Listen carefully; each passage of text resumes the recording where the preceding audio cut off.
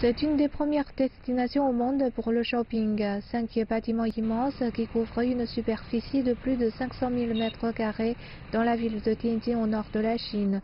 Ce méga centre commercial est contrôlé par SM, un géant de la vente au détail aux Philippines. Depuis qu'elle est entrée en Chine, l'entreprise a investi dans des centres commerciaux qu'elle administre dans 7 villes chinoises. Nous sommes dans ce secteur depuis 60 ans. La vente au détail, c'est vraiment notre ADN. Quand nous sommes entrés dans le marché chinois en 2001, nous avons vraiment constaté son potentiel.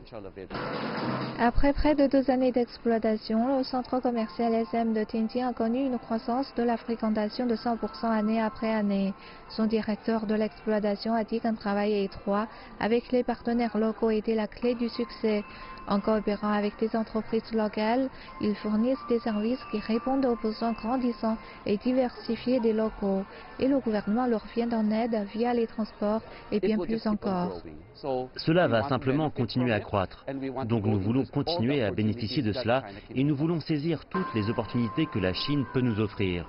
Mais il ne s'agit pas seulement de faire des profits. Des statistiques montrent que les performances économiques de certains de leurs locataires se sont grandement développées avec le centre commercial. Et ils augmentent les opportunités d'emploi et les impôts que récolte le gouvernement local. À Tianjin, le centre commercial sert désormais de catalyseur pour dynamiser de nouvelles zones et créer de la croissance économique dans la ville. Ces dernières années, de nombreuses entreprises philippines comme SM cherchent des opportunités d'affaires en Chine alors que le pays souffre et son économie se modernise.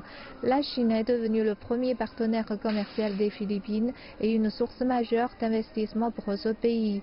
Les autorités disent que le commerce bilatéral entre les deux pays connaît une croissance à 2 chiffres, que l'investissement a presque triplé et que les investissements directs nets en provenance de Chine au cours du premier semestre ont été multipliés par près de 4 000.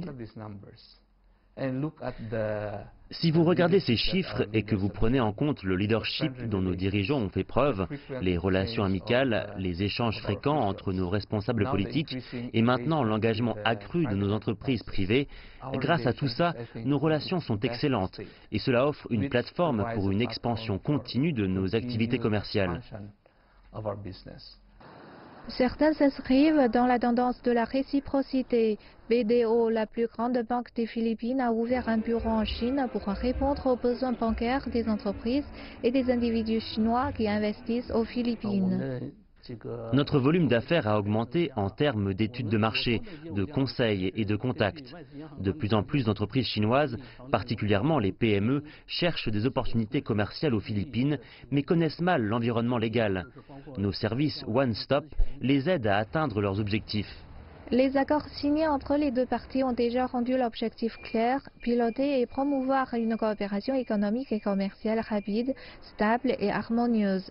Dans l'avenir, les deux pays coopéreront dans davantage de domaines et se compléteront encore plus.